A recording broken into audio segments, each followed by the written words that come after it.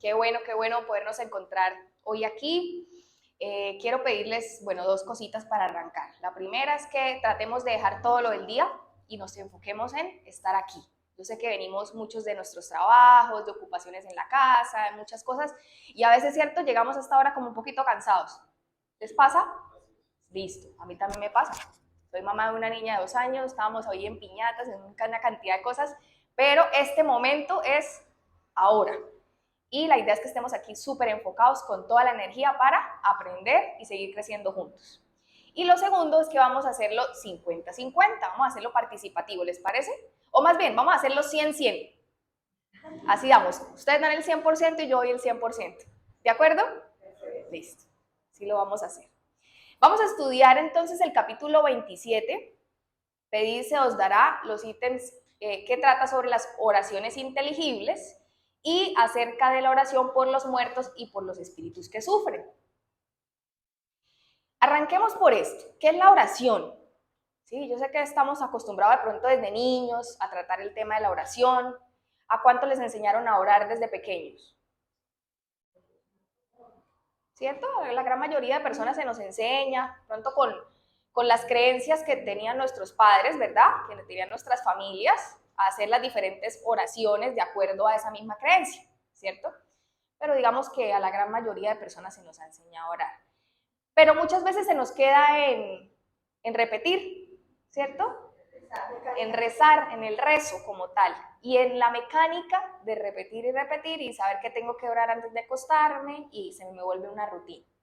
Pero ¿qué es la oración realmente? La oración es un acto de adoración, es conectar, ¿sí? Realmente estar en contacto con Dios, con la divinidad, ¿cierto? Estar en contacto con aquellos seres que también nos inspiran, nos ayudan para poder seguir creciendo. Entonces la oración es muy importante que vivamos en oración, es muy importante que no se nos vuelva algo de solamente los sábados cuando vengo a las conferencias o los miércoles cuando voy al CELA, que se nos vuelva parte de nuestra vida.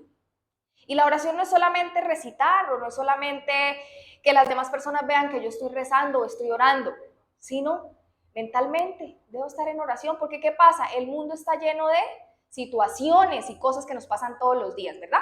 Siempre nos pasan cosas, siempre nos pasan retos, situaciones, pero estoy segura que los afrontamos de una manera distinta cuando mantenemos una oración mental.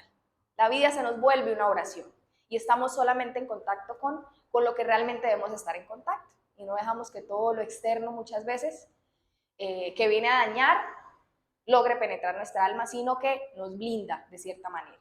Eso no quiere decir que no nos duelan las cosas ni que vamos a estar exentos, pero sí es una forma de tener de nuestra mano a Jesús y tener en nuestro corazón, por supuesto, a Dios.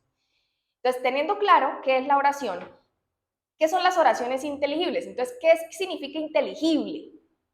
Significa que puede ser comprendido y entendido.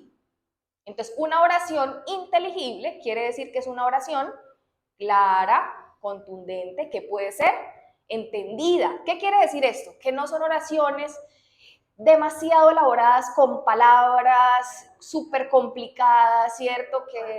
¿Cómo?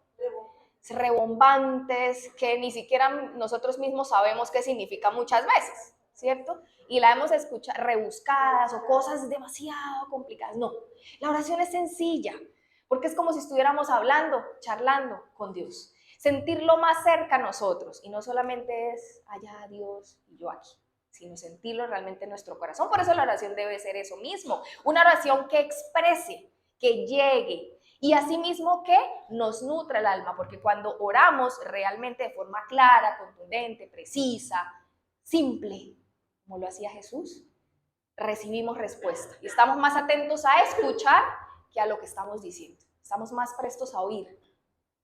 Cuando oramos de corazón recibimos siempre respuestas. Lo que pasa es que a veces hace más ruido nuestro ruido interior, por decirlo de alguna forma, ¿sí? Somos más ruidosos nosotros. Entonces hay que bajar un poco eso y abrirnos a recibir esas respuestas que buscamos en las oraciones, ¿verdad? Que no se nos conviertan en oraciones simples, siempre pidiendo. Se nos vuelven ciertas oraciones de, bueno, gracias por este día. Te quería pedir por taca, taca, taca, taca. se nos vuelven oraciones de solamente pedir, sino de agradecer y de realmente encontrar esa cercanía. Hablando de las oraciones inteligibles, nos dice el Evangelio: si yo no entiendo el significado de las palabras, seré un bárbaro para aquel a quien hablo, y el que me habla será un bárbaro para mí. Si oro en una lengua que no entiendo, mi corazón ora, pero mi inteligencia queda sin fruto. Si alabas a Dios solo con el corazón, ¿de qué modo un hombre entre los que solo entienden su propia lengua responderá amén cuando finalice tu acción de gracias si no entiende lo que tú dices?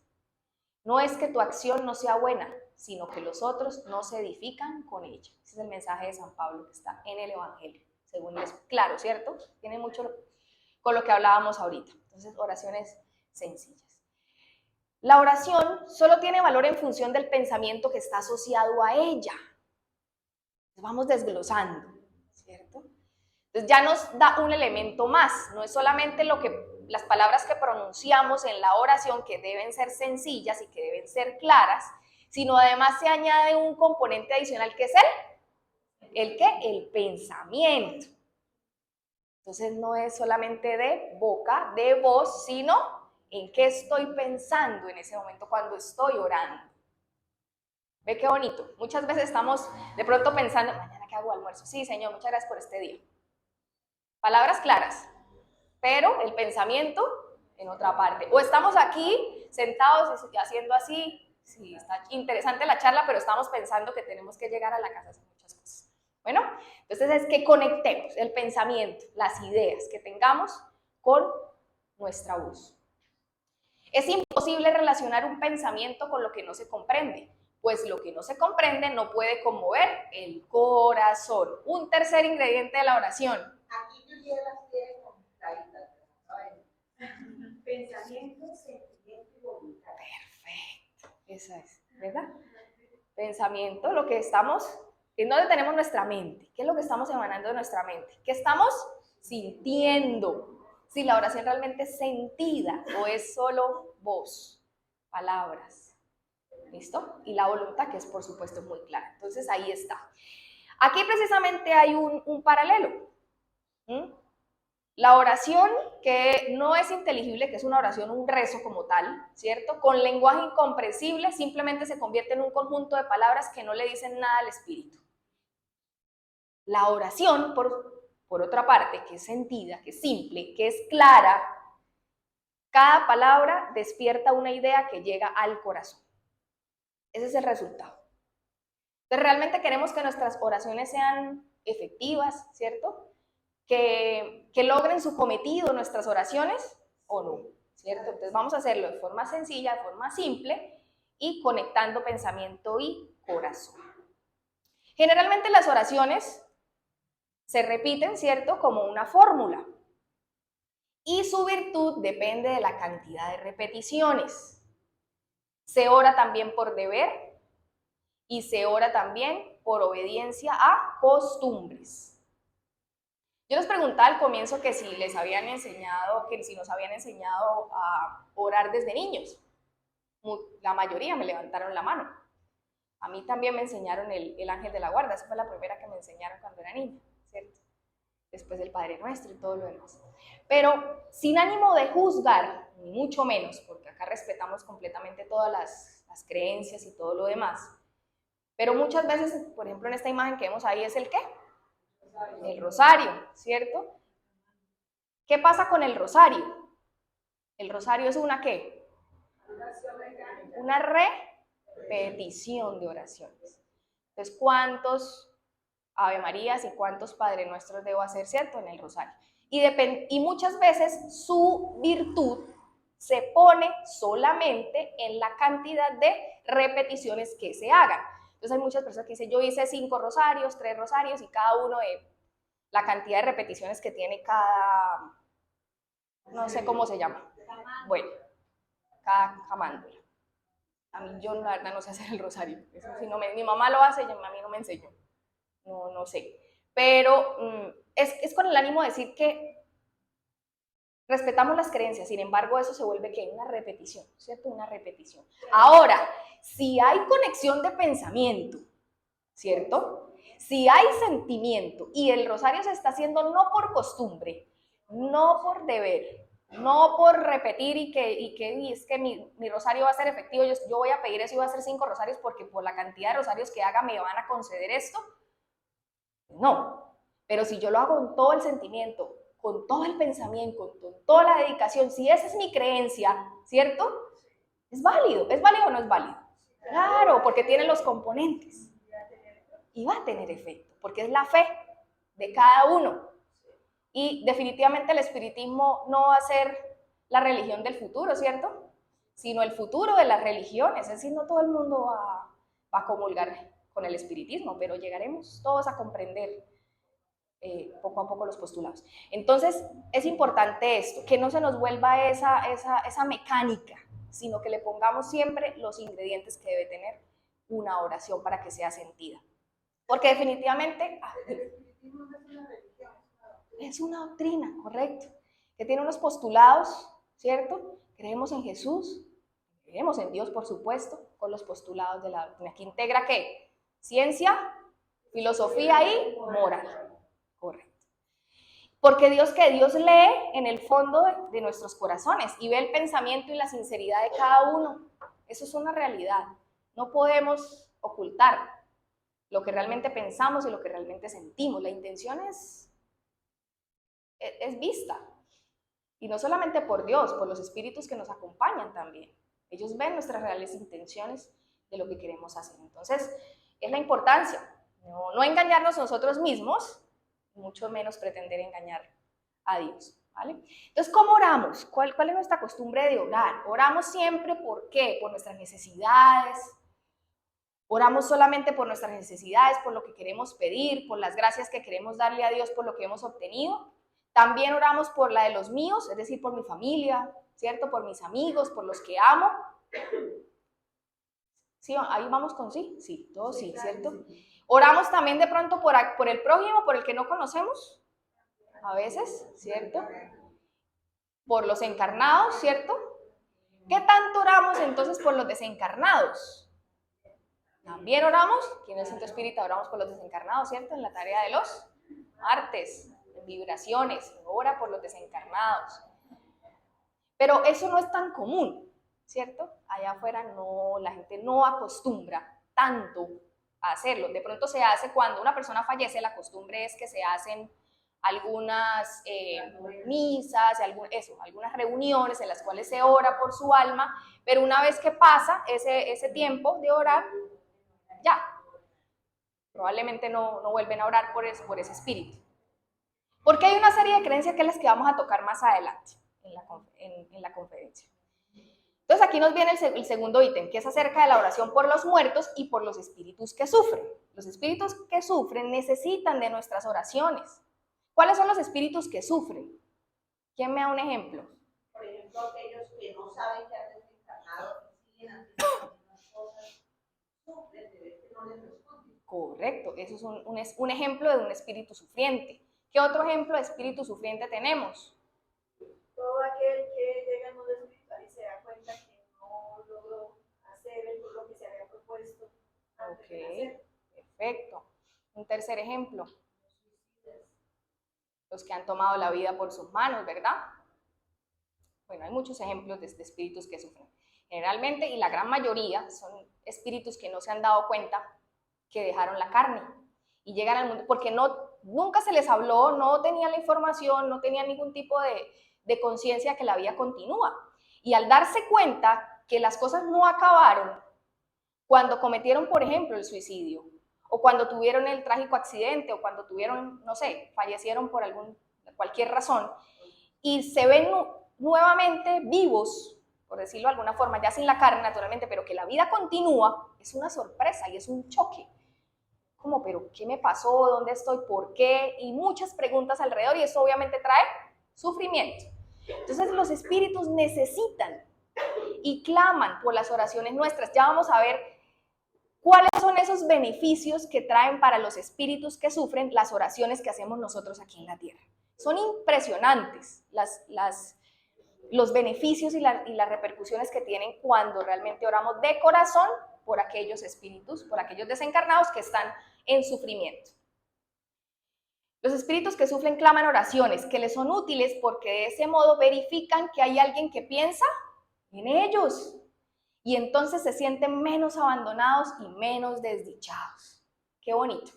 Muchas veces nos los olvidamos o pensamos que porque esta persona o este ser hizo muchas cosas aquí que no debía hacer o tomó la vida por sus manos o todo lo demás, pensamos que merece el castigo, ¿cierto? Entonces no volvemos a acordarnos de ellos porque se equivocaron y tienen que sufrir.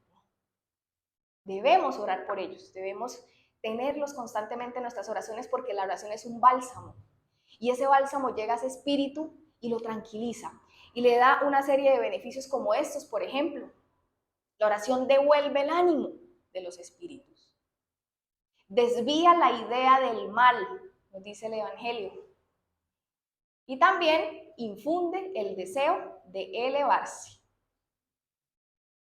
¿Será que tiene beneficios entonces orar por ellos? Muchos. Devuelve el ánimo, vuelve esa sensación de querer salir adelante, de querer progresar, de tomar, de pronto si se equivocaron, de tocar ese corazón para llegar al arrepentimiento sincero y poder salir de allí, de ese sufrimiento en el que están. Porque Dios no condena por siempre. Todos las vivencias que tenemos cuando a veces encarnamos son producto de lo que hicimos, naturalmente, porque hay una ley de causa y efecto que tenemos que resolver cara a cara una vez desencarnemos. Pero eso no es para siempre, porque siempre Dios está atento de cuál de sus hijos quiere volver a acarrilarse y muchos de nosotros seguimos desviados, ¿cierto? Siempre nos está tocando la puerta, pero siempre está atento a quién quiere arrepentirse sinceramente, quién tiene intenciones realmente de salir adelante y por supuesto la mano siempre está. Una experiencia bonita que hemos tenido nosotros aquí en las reuniones feministas es que algunos llegan a agradecernos. No los conocemos, hemos orado por ellos, están en invitaciones, pero algunos llegan a agradecernos y comunican para agradecernos por las oraciones que hicieron. Tuvimos un caso particular de un niño en la Fundación Crecer. Nosotros vamos mucho a la Fundación Crecer y empezamos a orar por ese chico, ni sabíamos realmente nada de él. Y después ya se comunicó dando las gracias, fue algo muy bonito. Desencarnado. Qué bonito. En la película, ¿ustedes vieron la película Nuestro Hogar? Recuerda que hay una escena donde en el Valle de los Suicidas caen como, sí es en esa película, ¿cierto? He visto como varias de esas, que caen como goticas de luz, como un rocío de luz que llega y calma. Y esas son las oraciones que hacen por ellos. Entonces devuelve el ánimo, es un bálsamo. La paciente que oraba por el doctor. Ah, por el doctor André Luis. Esa es, en esa escena es. Sí, era la única que oró por él. Una persona ¿no? En el libro Memorias de un suicida, el tercer capítulo, que es la vida de un espíritu, si nos cuenta cómo lo hará Camilo Castilán. En el tercer capítulo, él cuenta que estando ellos en el Valle de los Suicidas y él estaba viviendo constantemente de la manera como se suicidaba, cerca había muchas como, veían como campanas pero apagadas, y cuando las personas oraban por los suicidas, esas campanitas se alumbraban y era como un bálsamo para ellos. Era una sensación de bienestar, ¿cierto? En medio de tanto sufrimiento.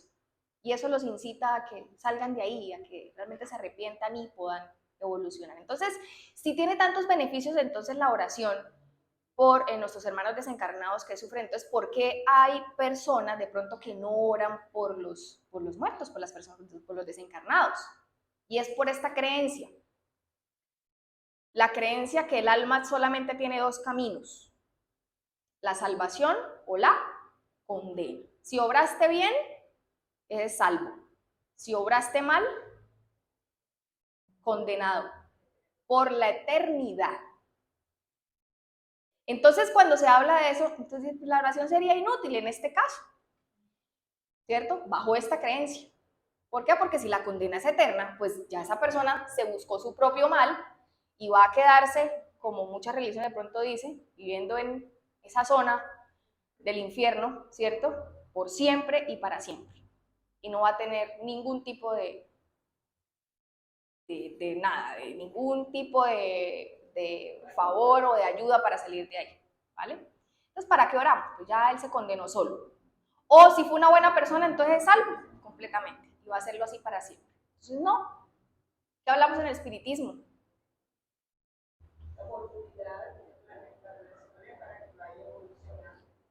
Correcto. Entonces, ¿nos equivocamos? Claro que nos equivocamos, cometemos errores, por supuesto. Tenemos que asumir las consecuencias de nuestros actos. Como les dije, yo tengo una niña, va a cumplir 3 años y yo le hablo mucho a ella sobre las consecuencias de los actos, ¿sí? Más que sea un castigo por algo malo que hizo, castigarla o alabarla o felicitarla, le hablo sobre las consecuencias, solamente consecuencias positivas o negativas. Si hiciste algo que no estaba bien hecho, tienes una consecuencia que no va a ser pues la más chévere. Si hiciste algo bueno, tiene una consecuencia positiva. Lo mismo pasa con Dios. Tenemos consecuencias de lo que hacemos, no son castigos divinos. Dios tiene sus leyes y están establecidas. Si nosotros las vulneramos, tenemos una consecuencia de esa vulneración de las leyes de Dios, que vamos a tener que asumir. Pero si nosotros en el camino aprendemos, ¿será que Dios nos va a decir, no, qué pena, pero ¿quién lo mandó a equivocarse? Aquí se me queda. No, ¿verdad? Si tenemos toda la intención de salir adelante, de resarcir ese error, nos van a dar otra oportunidad a través de la reencarnación. Y volveremos a vivir las pruebas, volveremos a vivir las experiencias que sean necesarias hasta que nuesra alma se depure completamente. Esa es la oportunidad que nos da Dios. Entonces ya no se ve como una condena, una salvación, sino que el futuro que tenemos cada uno de nosotros es esperanzador. Para mí, conocer la doctrina es eso, es esperanza. Porque ya no se queda solamente en que soy un cuerpo, me muero y todo se acabó. O, no sé, ya estoy en avanzada edad y me he equivocado mucho y ya no voy a tener forma de enmendar todo lo que he hecho, sino es esperanzador, porque voy a tener la posibilidad de aprender hasta el último minuto de vida y una vez desencarne seguiré aprendiendo y seguiré progresando. Y mi fatalidad va a ser ¿cuál? La felicidad y la depuración total. Esa es mi fatalidad. Más no como creemos muchas veces que es una condena o un castigo por siempre. Entonces, pensando en todo esto, ¿será que tenemos de pronto familiares, amigos, personas que hayamos querido que pueden ser, como lo dicen en el Evangelio, réprobos? ¿Cierto? Entonces pensemos en estos espíritus que están sufriendo, que podemos encontrar allí personas que hemos amado, tal vez un amigo, un padre, una madre, un hijo, ¿cierto? Entonces, ¿vale la pena que oremos por ellos? Vale la pena. Vale la pena que los tengamos en nuestras oraciones como oramos por nuestras necesidades, también por las necesidades de ellos porque lo están necesitando, valga la redundancia. Entonces, que las penas no sean eternas, esto es una aclaración súper importante, que las penas no sean eternas por siempre, no implican la negación de una penalidad temporaria, como hablábamos, ley de causa y efecto, y debemos asumir nuestras consecuencias. ¿Por qué? Porque Dios en su justicia no puede confundir el bien y el mal. Entonces, si oramos mal, ay no, pobrecito, dejémoslo pasar, no. Tenemos que asumir una consecuencia, ¿listo? Ahora bien, en ese caso, negar la eficacia de la oración sería negar la eficacia del consuelo, la posibilidad de infundir valor y de dar buenos consejos. Sería negar la fuerza que tomamos de la asistencia moral de los que nos quieren bien. Entonces, a pesar de que haya espíritus que están sufriendo, llámese como se llame, por la razón que sea, si sea porque en vida equivocaron mucho, porque no sabían que habían fallecido, porque tomaron la vida por sus manos, por tantas razones que podemos sufrir, nosotros mismos podemos sufrir en el mundo espiritual, ¿cierto? Y que las penas no sean eternas no quiere decir que no vayamos a tener una repercusión, pero no podemos quitarle importancia a la oración, al poder de la oración, porque eso tranquiliza, es un bálsamo, como decía doña Leo. Es eso que impulsa al espíritu a decir, hay personas que me aman, hay personas que también me quieren bien, yo tengo que luchar, yo tengo que salir de aquí, tengo que moverme, tengo que evolucionar, tengo que crecer. Si Dios me da una oportunidad después, la tomaré con todo el amor del mundo porque va a estar deseoso de poder resarcir. Entonces, eso ayuda. No dejemos de orar. No dejemos de orar por aquellos que sufren. Tengamos a nuestra mano un cuadernito, una libreta pequeña en la cual anotemos las personas que conocemos o que no conocemos, que escuchemos que de pronto pueden estar sufriendo. Anotemos y oremos por esas personas. Es un trabajo muy bonito. Eso es un ejercicio de la caridad. No es solamente, la caridad no es solamente ir a hacer obras caritativas, materiales, ¿cierto? Sino orar es una forma de hacer caridad increíble, impresionante. Es lo que contaba doña Leo. ¿Cuántos, sin conocerlos, les agradecen por esas oraciones? Entonces, qué bonito es. Inmutabilidad de los decretos divinos. ¿Qué es inmutable? Que no cambia, ¿cierto? Si no fuera así, no habría estabilidad en el mundo. Es decir, las leyes de Dios son inmutables.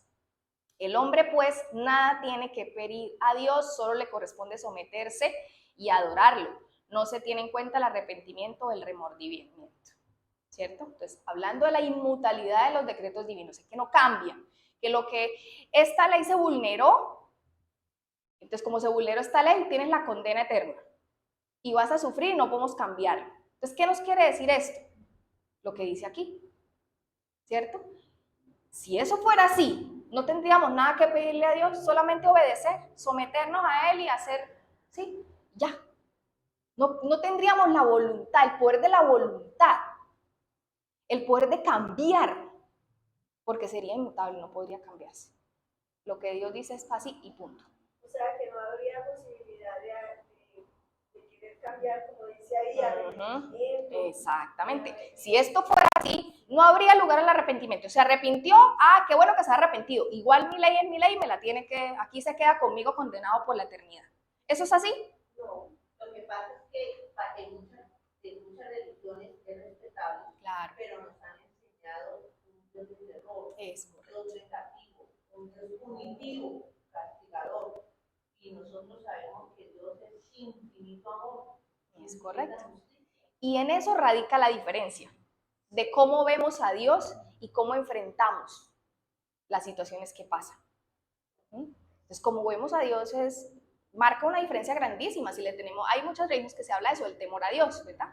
Sí. Hay que temerle a Dios. Es que además, en muchas de esas doctrinas también, ni siquiera en el mundo espiritual, desde aquí ya hay personas que para muchas de esas doctrinas ya están condenados. Correcto. ¿Para qué orar por ellos? Ellos ya están condenados. No, nada, ni se pueden arrepentir ni nada de ellos mismos. No, si nada. Ya no hay nada que hacer, porque tiene en cuenta la condena y es absoluta, ¿sí? ¿Qué pasa? Sí, Dios tiene unas leyes, no se pueden cambiar, esas son las leyes de Dios y están establecidas, ¿cierto? Porque es que mire lo que dicen ahí, si no fuera así, no habría estabilidad en el mundo. Si cualquiera pudiera vulnerar las leyes de Dios, esto sería un caos. Las leyes están, no podemos vulnerarlas. Si las vulneramos, tenemos unas consecuencias, ¿cierto? Pero esas consecuencias no nos llevan a que sea una condena absoluta, a eso voy, así eterna, sino por el contrario, se tienen en cuenta los atenuantes, el arrepentimiento, la voluntad, las intenciones, una cantidad de cosas más para recibir, obviamente, esa consecuencia. Porque la ley de Dios es esto: siempre justa, siempre equitativa y siempre misericordiosa. No es un Dios punitivo, no es un Dios que condena, que está ya sentado en un trono y usted se equivocó y usted se va para allá y usted se va para allá y por siempre va a ser así. Es un Dios amor, es un Dios justo, que a todos nos trata y nos ama por igual, que conoce nuestras necesidades, que conoce nuestras debilidades, porque nos creó, ¿cierto? ¿Saben cuáles son nuestras debilidades? También conoce nuestras fortalezas y sabe de qué estamos hechos también. Como nos conoce tanto y a cada uno nos conoce, imagínense cómo nos puede tratar. No hay otra forma de hacerlo si no es con amor, si no es con comprensión, con misericordia. En cuanto a la aplicación, duración y gravedad, ¿de qué? De esas consecuencias, ¿cierto? El hombre, en cuanto a la aplicación, el hombre siempre sufre las consecuencias de sus faltas. Eso hay que tenerlo claro, ¿cierto? No hay una sola infracción a la ley de Dios que no conlleve ahí dice castigo, lo dice el Evangelio, sí, un castigo, una consecuencia, ¿cierto? Siempre lo que hagamos va a tener una consecuencia. Eso es la ley de Dios, así es, ¿vale? La severidad de ese castigo es proporcional a la falta, a la gravedad de la falta, lo grave que cometiste, ¿cierto? ¿Cuánto va a durar? Si fue un suicidio, por ejemplo, ¿cuántas personas han pasado muchos años en valles de los suicidas, sufriendo y repitiendo a cada momento la causa de su muerte? Y, exacto, igual un indirecto. Entonces, la duración depende de cada caso puntual. Y cada caso puntual tiene lo que hablábamos ahorita, sus atenuantes, sus agravantes también, cada caso en particular. Entonces, digamos que no es como, no se puede generalizar, y no es, digamos, como la ley de la tierra, ¿cierto? Digamos que para todos los casos tiene como un castigo, ¿cierto? A esas faltas, aunque aún así también cada caso en particular tiene sus agravantes o sus atenuantes.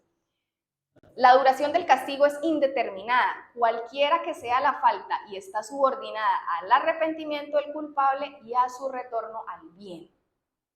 Bueno, entonces ya ahí nos da a entender, que es lo que hablábamos ahorita, que eso no es eterno, que la duración depende de cuánto tiempo nos tome entender por qué estamos sufriendo, por qué llegamos al punto que llegamos, en qué erramos y qué tan dispuestos, qué tanta voluntad tenemos de salir de ahí. Eso va a marcar la diferencia de la duración. Por eso vemos en libros, en casos que nos cuentan aquí en el Centro Espírita también, de espíritus que llevan décadas, mejor dicho, quizá más tiempo, ¿cierto? Sufriendo, y ahí, porque no hay voluntad de cambio, ningún tipo de voluntad, nada. Exacto, no hay conciencia. Exacto. Entonces aquí, mira que se hace una tarea muy bonita los días jueves en la noche, que es atención a espíritus necesitados. Y muchos espíritus llegan manifestando ese tipo de cosas, llenos de odio, de resentimiento, ¿cierto? Por cosas que les hicieron aquí en la tierra, y están como enceguecidos, ¿cierto? Por ese odio, y no se han dado cuenta que llevan tanto tiempo sufriendo. De la época de Inquisición. De la época, imagínense, no son décadas, son mucho tiempo, ¿cierto? Ahí. Pero pueden haber otros espíritus que también han cometido faltas, pero han salido de allí más rápido. ¿Por qué? Por la voluntad de cambio, por la conciencia de lo que fallaron, y la voluntad de querer salir de ahí, de poder enmendar, de cambiar, de hacer una transformación, de cambiar ese odio por amor, de cambiar todos esos sentimientos de pronto que tienen por muchos de nosotros aquí encarnados, y transformarlo, darse cuenta que pueden mejorar, que los únicos que están sufriendo con el odio, por ejemplo, son ellos. Los primeros que sufren con el odio y la venganza son ellos, ¿cierto? Entonces aquí, y eso pasa algo muy bonito, y es que acá, cuando se reciben esos espíritus, se ora por ellos y se les ayuda con todo el amor y toda la dulzura, como si no se hubieran equivocado, porque es como Jesús, a todos nos ama, ¿cierto? A todos por igual. Entonces me parece muy bonito, ¿no? De pronto pasa también en otras religiones cuando se habla por ejemplo, de perturbaciones espirituales, obsesiones, y se tratan a los espíritus muy mal, ¿cierto? Se les insulta, sálgase de aquí, váyase de aquí, usted no. ¿Por qué? Porque ellos son los que más necesitan amor. Entonces, por los que más necesitamos orar, ¿listo? Porque están sufriendo. Desde el momento en el que el culpable reclama misericordia, es decir, ya hubo una conciencia y reclama misericordia, Dios lo escucha y le concede esperanza. Pero el simple remordimiento por haber incurrido en el mal no es suficiente. Falta la reparación. Esa es otra etapa. Entonces, ya me siento arrepentido. Sí. Sé que me equivoqué, estoy creando conciencia que me equivoqué, pero me va a faltar otra parte, y es reparar el daño. Por eso el culpable es sometido a nuevas pruebas en las cuales puede siempre por su voluntad practicar el bien para reparar el mal que ha hecho. Estas son a través de la reencarnación, a través de las diferentes vidas que tenemos, experiencias carnales, donde vivimos muchas pruebas, ¿cierto? Y muchas expiaciones que nos llevan a reparar el daño que hicimos. Entonces de ahí vienen una serie de cosas por las cuales atravesamos y que a veces no entendemos por qué, ¿cierto? A veces cuando de pronto no está el conocimiento, vemos personas que sufren mucho, que tienen muchos problemas, unos, otros, y eso es una forma de reparar. Es un auxilio que nos da Dios para que a través de esas pruebas y vicisitudes que se nos presenten, logramos hacer esa etapa que nos quedó faltando. Ya nos arrepentimos, pero nos faltaba reparar. Entonces tomamos esas pruebas como eslabones para seguir subiendo nuestra carrera evolutiva. Lo que pasa es que cuando llegamos aquí a la Tierra y reencarnamos, se nos olvida. Y más si tenemos la tendencia del espíritu, está muy marcada por de pronto comportamientos muy similares con los que en el pasado, ¿cierto? Por ejemplo, los vicios, por ejemplo, bueno, tantas cosas que hay, ¿cierto? Con lo cual nos podemos equivocar en la otra vida. Y el espíritu trae esas tendencias. Entonces, cuando llegamos acá, se nos olvida lo que pasamos y se nos olvida que tengo que venir a reparar, pueden a veces más nuestras tendencias y volvemos a caer y nos volvemos a equivocar. Iba a decir que hay un complemento de lo que tú estás diciendo en el libro del cielo y el infierno, en el capítulo de la transición, cuando nos dice que es para poder nosotros salir adelante, tenemos primero que tener un arrepentimiento sincero. Después dice, el segundo es la expiación y el tercero es la reparación. En el arrepentimiento sincero no basta con decir estoy arrepentido. Los espíritus saben y reconocen porque leen nuestra conciencia, nos ven a nivel espiritual lo que nosotros manifestamos y el arrepentimiento sincero. ¿Sí? Y ahí ya viene la expiación o la prueba, la reencarnación para poder reparar. Bueno, exactamente. Y lo que más a menudo le falta a ese sufriente, a ese culpable, es la voluntad, la decisión y el valor. Dios siempre tiene los brazos abiertos esperando que todos tomemos conciencia de nuestras faltas, retomemos el camino del bien, pero a veces nos falta eso. Aún aquí nosotros los encarnados, nos falta voluntad, nos falta decisión, nos falta valor a veces para elegir el buen camino. Claro. El sábado tenemos que ir, un ejemplo muy simple, el sábado tenemos que ir a la conferencia. Uy, pero hay una fiesta. No, yo mejor me voy para la fiesta. ¿Nos falta voluntad? Nos falta voluntad. En cosas tan simples como esa. Y hoy por hoy es muy fácil, hoy por hoy es muy fácil desviarse, ¿cierto? Dime. Prioridades. Prioridades, exacto. Correcto, eso es, prioridades. Entonces, ¿dónde están nuestras prioridades? ¿Cierto? Si nuestras prioridades definitivamente están solamente en lo material, en lo de aquí, los gozos terrenales, es decir, los vicios, la fiesta, ¿cierto? Lo social, todo lo demás, que eso pues sí, vivimos en una sociedad y tenemos que convivir con muchas de esas cosas hasta cierto punto, ¿verdad? Exceso en el trabajo, excesos de todo. Entonces, estamos dando la prioridad a lo material, estamos dejando de lado aquello que trasciende, que es lo verdaderamente importante. Y el tema es que el tiempo se acaba, el tiempo se agota, y cada uno de nosotros tiene un cronómetro en reversa, ¿cierto? ¿Cómo se llama eso? En tiempo, ¿qué? En cuenta regresiva, en cuenta regresiva. Cuenta regresiva, lo tenemos en cuenta regresiva, no sabemos cuál va a ser nuestro día, si va a ser mañana, si va a ser en 10 años, ¿cierto? Y siempre postergamos y decimos, todavía tengo tiempo, ya yo creo que salgo de todas estas cosas que es que me tienen un poquito XY y ya me dedico el otro mes juicioso, a ir juicioso y juiciosa al centro espírita. O me dedico juicioso y juicioso a sacar el ratico para hacer el evangelio. ¿Y qué pasa? Que el siguiente mes se va a presentar otra cosa diferente. Y así nos va a tener la vida porque el mundo se está moviendo muy rápido y demanda de nosotros mucho. Demanda tiempo, demanda energía. Hoy por hoy el día no rinde igual que antes, ¿verdad? Es agotador, digamos, que tener las áreas de nuestra vida en equilibrio. Pero volvemos a lo que ustedes decían, prioridades. Prioridades. Y la prioridad principal debe ser nuestro trabajo moral, nuestro crecimiento. Entonces, ¿qué podemos hacer teniendo en cuenta todo esto? Si con nuestras oraciones les inspiramos esa voluntad, si lo amparamos y le infundimos valor a ese espíritu sufriente, si con nuestros consejos contribuimos a la comprensión que le falta, en vez de solicitar a Dios que derrogue su ley, nos convertimos en los instrumentos para el cumplimiento de su ley de amor y caridad. ¡Qué bonito! Nos convertimos en instrumentos de Dios para el cumplimiento de su ley de amor y de caridad. No vamos a pedirle a Dios que elimine su ley, derogue su ley. No, que se haga justicia, claro.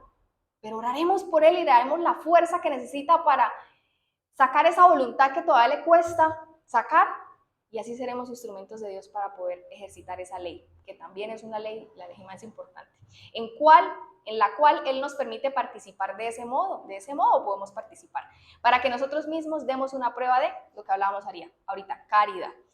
Nuestras oraciones son un acto de amor y de caridad. Veámoslo de esa forma, ¿sí? Oremos por aquellos que sufren realmente, de corazón, de forma como vimos al comienzo. ¿Cuántos rosarios toca hacer? ¿No? ¿Cómo vamos a orar? ¿De forma qué? Clara, simple, con los componentes que nos hablaban allá atrás. ¿Cuáles? Y voluntad. La intención que le pongamos, el sentimiento que le pongamos, realmente de envolver en amor a esos espíritus a través del pensamiento. Imaginemos cómo realmente estamos llevando lo más bonito que tengamos dentro de nosotros a ellos, cómo nuestra oración llega, los cobija, les da calma, les da tranquilidad en sus pensamientos, los alivia el alma del sufrimiento. Exacto, correcto. Qué bonito. Eso es importante, muy importante a la hora de orar, visualizar realmente lo que estamos haciendo. Esa es la intención, a qué está dirigido, cómo estamos dirigiendo de nuestro cardíaco, cómo salen esos fluidos hermosos de amor hacia nuestros hermanos que lo necesitan. Porque algún día nosotros vamos a volver a la patria espiritual. Quisiéramos que oraran por nosotros, ¿cierto? Quisiéramos recibir el amor de nuestros familiares, de nuestros amigos a través de la oración. Y qué bonito que uno desencarne y sentir que dejó aquí en la tierra personas y seres que sienten cariño sincero por nosotros y que no fueron relaciones construidas a base de materialidad, de materialismo.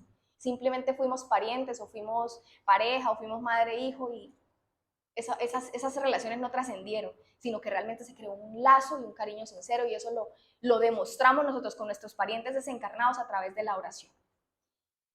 Y cierro con esta frase: en cualquier lugar en el que 2 o 3 personas se encuentren reunidas en mi nombre, ahí yo estaré en medio de ellas. Oremos más, oremos solos, oremos en nuestra casa, oremos en el centro espírita por aquellos que lo necesitan, y seguramente recibiremos también beneficios nosotros. Bueno, muchas gracias. Vamos a disponer.